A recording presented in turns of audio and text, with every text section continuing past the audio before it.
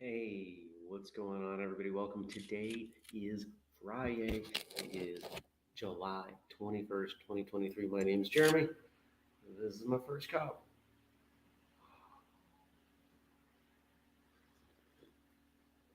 No coffee for me today. I've been pulling back from coffee a little bit. I am tired. It's been a challenging few weeks, and I am glad the weekend is here. Who's here with me? Good morning to you, Jenny. Good morning, Dennis. I have to put this on screen because I don't even get it. Dennis, the Tower of Power, and then he has an Eiffel Tower emoji. Too sweet to be sour. Funky wunk like a monkey. Oh yeah. I suspect someone has been up for a little while and has done some workouts and is far ahead of the rest of us in terms of alertness. How are you? How's your week? Has it really been a week since I saw you? It's crazy. It's raining. I've got a busy day, but there's a really big thing happening today that I'm really excited about. I guess it's big and small at the same time.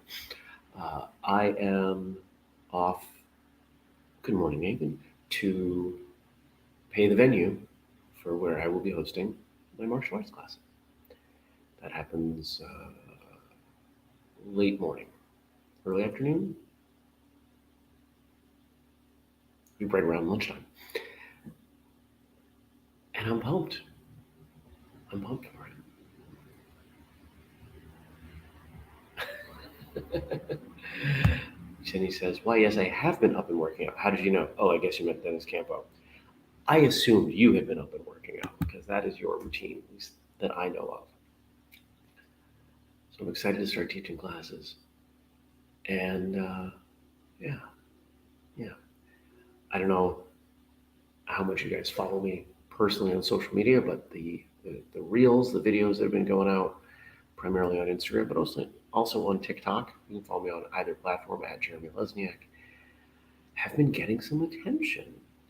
I've got to give a shout out to Jericho, the guy who's been working on this stuff with me. He's killing it. He's like, I want you to do this and this and this. I'm like, okay, I do that. And then he does the rest, and it happens, and it's great. So I would love to know from all of you what the highlights of your last week have been. See, this is the thing about us when getting together on Fridays, is I get to miss all of these highlights as they happen. So even if you're not watching live with me, I'm glad you're here. I'm happy that any of you are here, whether you're watching live or later or listening. I want you to take a moment, and if you are live, you can let me know in the chat. But if not, just think about it for a moment. What are the wins from the last week? What are you celebrating? What's been great? Maybe some of it's martial arts related. Maybe some of it's not. That's okay. Either way, you're good. We spend too much time focusing on the negative, dwelling, resenting. We don't spend enough time remaining positive and being proud of the things that we do. It can be really easy to chip away at a difficult problem, to even to watch the progress. And then you achieve whatever it is and you say, okay, now what? Right? Many of you have done that. You achieve your goal and now you don't know what to do. Well, if you're celebrating along the way, if you're enjoying the process of reaching that goal, it's not as big of a letdown. Either way, you pick a new goal and you work towards that. Okay.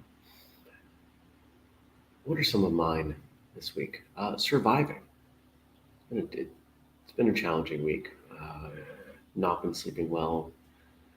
Pretty much anytime there's rain, which is most days now, feeling anxious because of the flooding that happened near my house. No, not thrilled about it. Let's just put it that way.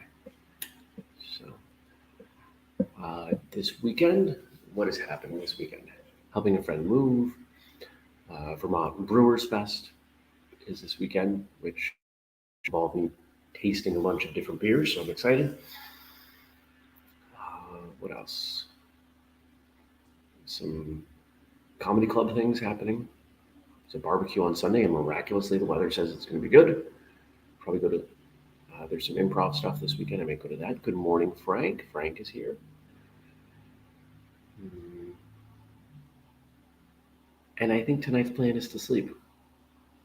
To go to bed really early. I might go to the gym. We'll see.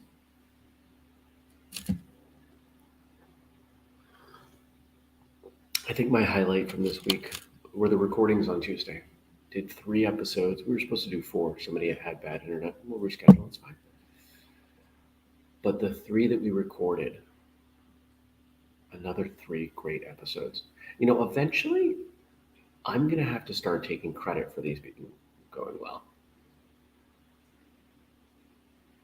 Because I'm the common denominator here. I'll be proud of my work. One of them at 8:38 is very funny. One of the funniest episodes we've done. I had a great time with the guest. I'm trying to remember the order of the next 2.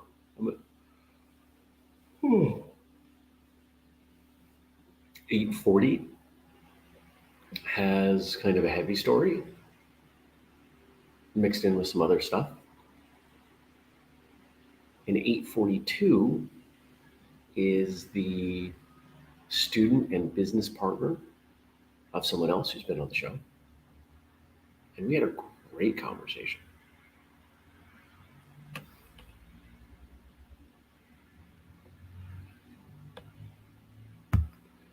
Dennis says, I was in bed missing a preposition. I was in bed 8 p.m. Wednesday after spending most of the day outside. Woo, nice. Jenny says, Matt ordered me a new belt for his school. He chose to not put his school name on the belt. Instead, one side has the student's name and the other side says, changing the world. When I saw mine, I cried. It's so impactful. I really like that. That's really cool.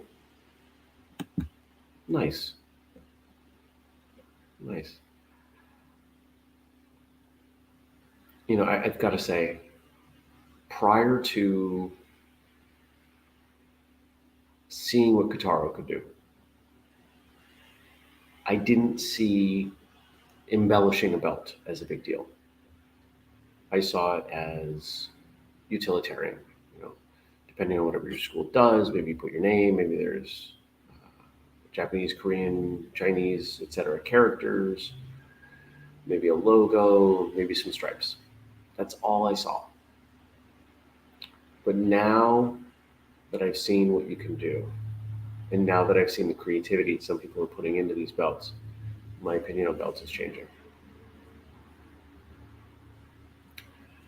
I've got the belt. I think I showed this to all of you. I've got the Kitaro belt that I ordered. They sent. I did not pay for it.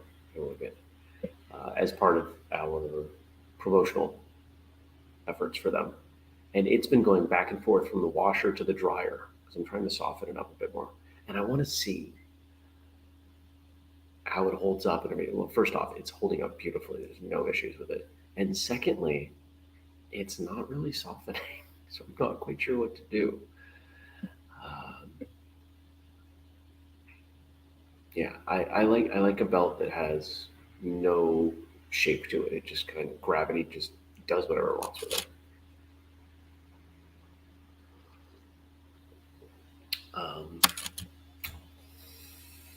Yeah. So Frank did send over some stuff, and I want to check on it.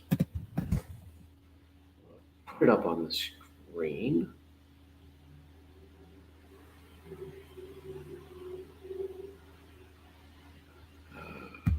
We've got jokes. We've got quotes. Here are the jokes. And here are the quotes.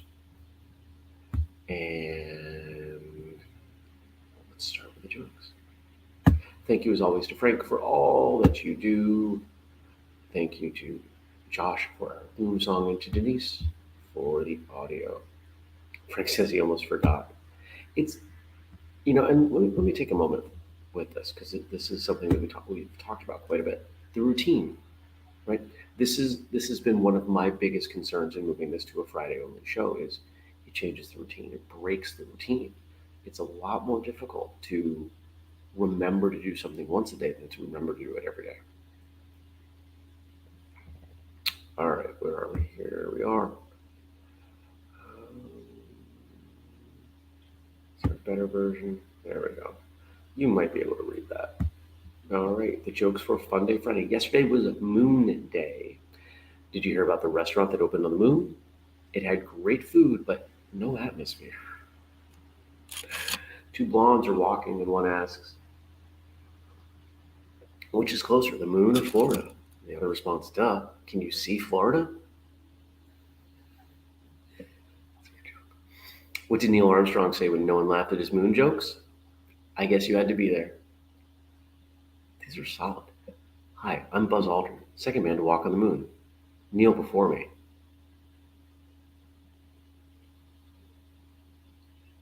How does the moon cut its hair? Eclipse it. My buddy asked me if I'd ever tried a slice of orange in my beer. I told him, once in a blue moon.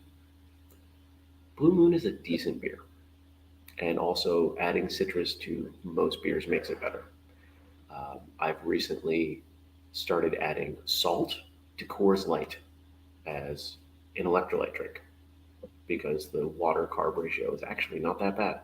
And if you add salt to it, it makes it taste better, like surprisingly better. I suppose it would work with other cheap beers.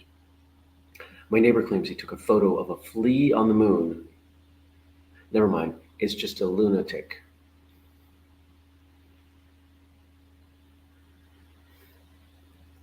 Lodger, as in renting a hotel sort of person. Lodger, but you advertise that one could see for miles from this room. Landlady, well, so you can. You can see the moon through the skylight, and ain't that miles away? Why does a daisy need sunlight instead of moonlight? Because otherwise it would be called a night sea. When the moon hits your knees and you mispronounce trees, sycamore.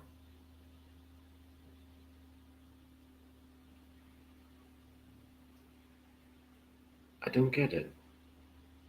Sycamore. I don't get it. Somebody explain that one to me. What is the first sport ever played on the moon? Capture the flag. It's so good. I told my doctor I only smoke once every blue moon. The problem is my refrigerator is full of them. Astronomers got tired watching the moon go around the Earth for 24 hours. They decided to call it a day. Why does a moon rock taste better than an Earth rock? Because it's a little meteor. Some of those were absolutely amazing. I really like those jokes. Nice job, Frank.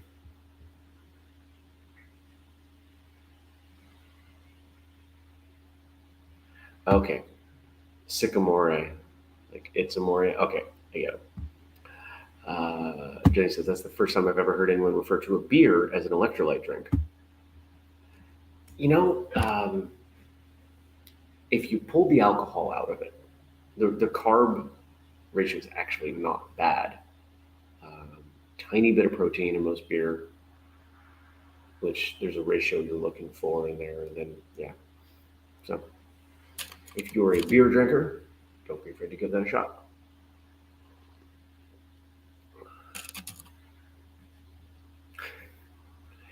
Dennis and Jenny say that the "Duh, can you see the moon" is their favorite. All right, let's jump right in to quotes. Some quotes from former FBI special agent and author Joe Navarro. And if I'm remembering who this is correctly, this is the profiler that Frank thinks very highly of. He wrote a book that I believe Frank has read. Observation is like a muscle. It grows stronger with use and atrophies without use. Exercise your observation muscle, and you will become a more powerful decoder of the world around you. I wholeheartedly agree. There have been episodes where we've talked about things that you can do. Episodes of Martial Arts Radio, we talked about things you can do. Oh, by the way, yesterday's episode with Stephen Watson, we brought him back. I hope you've listened to it or watched it. It was great. Uh, I've talked on the show a number of times about how you can do this. And my favorite way is to sit at a coffee shop and just observe people and try to predict what they are going to do at any given moment. Can you notice when someone's about to get up to leave? Not they start putting their stuff away. Oh, they're going to leave. No, before that, can you sense it? Or do they give off a vibe like they're ready to leave? Can you tell from the people who walk in the coffee shop if they are feeling rushed and they're stressed?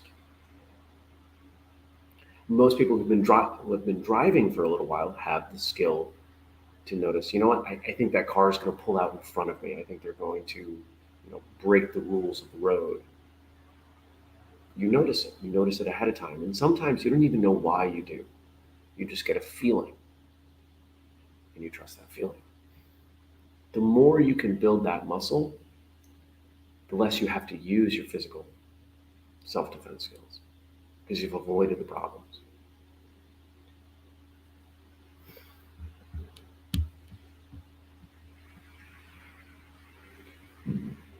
Number two. Let's debate. We do this one. The problem is that most people spend their lives looking but not truly seeing, or, as Sherlock Holmes, the meticulous English detective, declared to his partner, Dr. Watson, you see, but you do not observe. How many times have you taught or just been in conversation with a kid who did something? Didn't you notice? Didn't you see that the refrigerator was open? Didn't you see that you left the car door open? Didn't you see your siblings sitting there and you stepped on them? No, they don't. As an aside, we often forget as adults that brains are still in development until age 25. But if you think about a really young kid, most of their brain power is going to just, staying upright and speaking mildly coherently. The idea that they're going to notice everything, it's not possible. Those of you who do notice a lot, you know how tiring that can be. It can be exhausting. They don't have the brain power for that. And that also explains why so few people are so observant, because it does take a lot of energy. How do you mitigate that? How do you mitigate that energetic consumption? You're cautious about where you go. You go with other people who are going to share the observational load.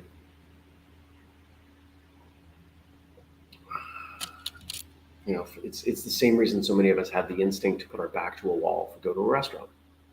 We don't want to have to worry about watching behind us.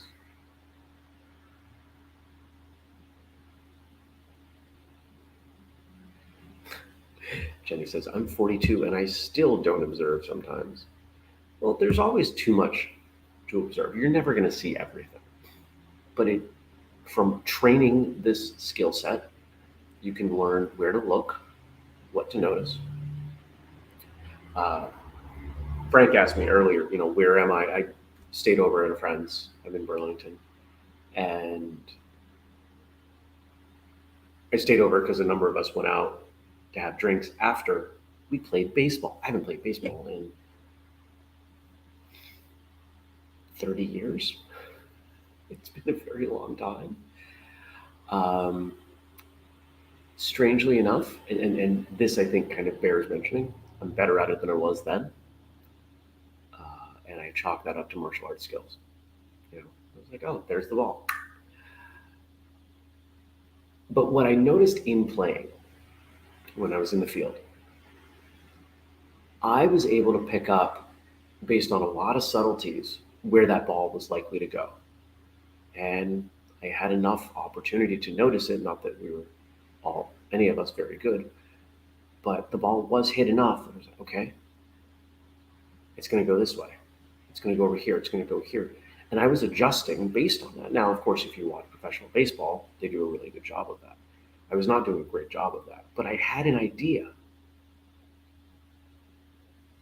And I found it fascinating. Okay, this person's going to do this, so I should do this. I should move over to the right. I should move left. I should move up or back. We do that when we're sparring.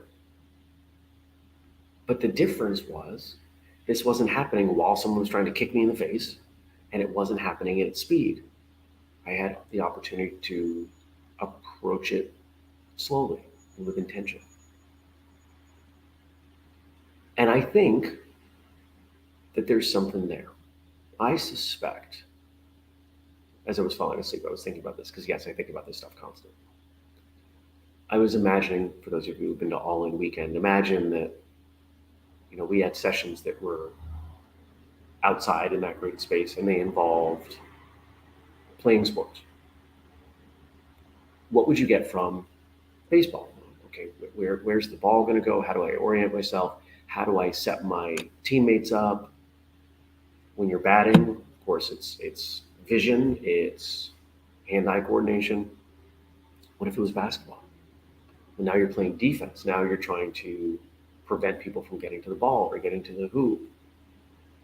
Soccer, ultimate frisbee, football, right? You can start to pull martial arts related skills from any of these, in probably any sport, maybe even bowling, which I'm still not quite sure that I consider bowling a sport.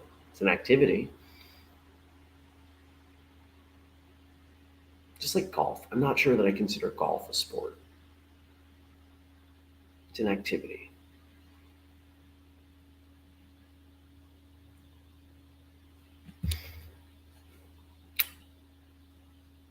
And this actually came up as a response to a question I posed. Well, the question was a response.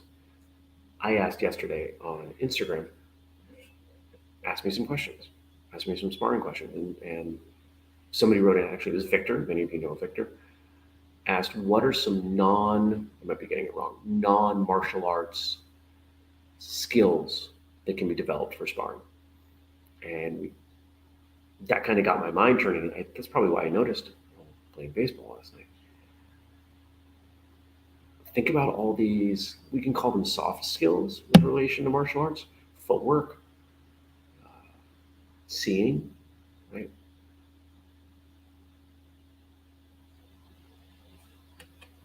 Frank says perhaps game is a better word for bowling and golf.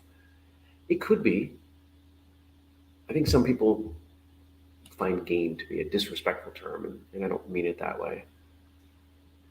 A lot of people have a hard time using the verb play for martial arts, even though it's one that a lot of us have come to embrace. But you generally play a game, and unless it's capoeira, it's not generally thought of as a game.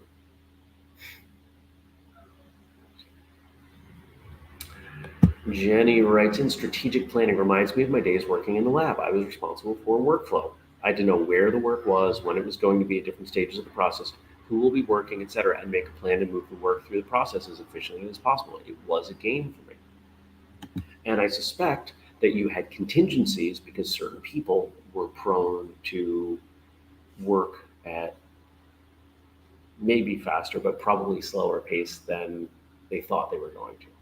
So you had to manage and mitigate that. All right, what's our last one here? And she says, yes, we are more powerful, more knowledgeable, better prepared than we think we ever are. Let me read that one more time. I want you to hear this. We are more powerful, more knowledgeable, better prepared than we think we ever are. That's a good one. I like that. We are, aren't we?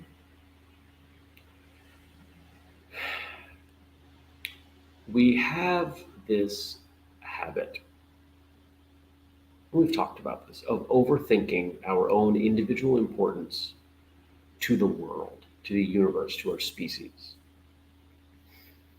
And if you look at things in that way, if you look at things from the perspective of the species, the universe, the world, our inadequacies, our failures, our deficiencies, that's kind of the same word, they're not as big of a deal. Now, that also means our achievements are rarely as big of a deal. So I think looking at things from your own personal perspective is pretty important, because otherwise you just end up in a nihilistic ball in the corner. That doesn't help. That doesn't help you do anything. But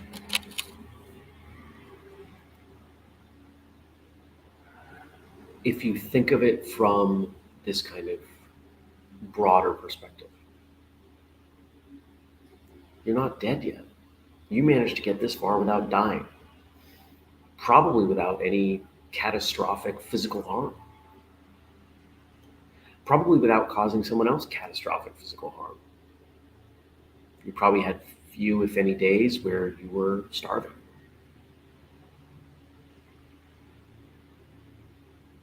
You probably weren't in a war. I'm using some of these probablys because it's not 100%, but it is 100% that you've survived this far. And that's pretty cool.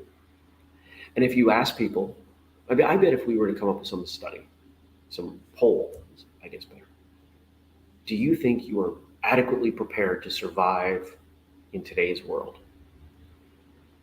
I bet a good chunk of people would say no, when yet they've already done it.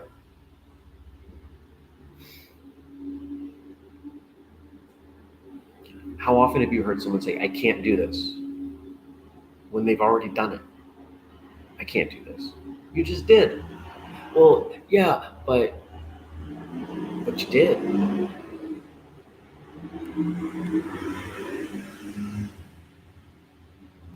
Good morning, Mike.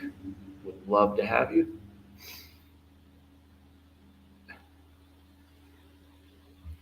So, be proud of your achievements. Be proud of your survival. How important is survival? It is the first priority of any organism, to survive. Everything that we are hardwired to do, we are hardwired first and foremost to survive. You have done that. You have honored your obligation to your species by being alive today. Good job. High five. I hope you have a great weekend. I hope whatever you're doing is fun. Maybe something productive, maybe some training. Don't forget, we've got a bunch of events coming up, tons of things happening. Make sure you are following Whistlekick and checking out whistlekick.com, and heads up, Free Training Day Northeast and Marshall Summit combined presenter application form goes live today. I am excited as we start piecing together what's going on with that 4-day event, which is going to be a lot. It's going to be nuts. Make sure you've got those dates blocked off. November 9th through 12th, Keene, New Hampshire. Good morning, Liz. And don't worry, some of you already have a presenter slot, whether you asked for it or not. Right, Liz? All right, everybody. Thanks for joining me today. Remember, if you want to support, come to Marshall Summit. If you can't do that, pick something up at whistlekick.com or join the Patreon.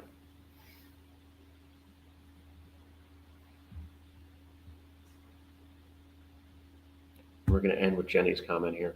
There's this, quote, big thing that I'm working on. It is a big thing. It's tough.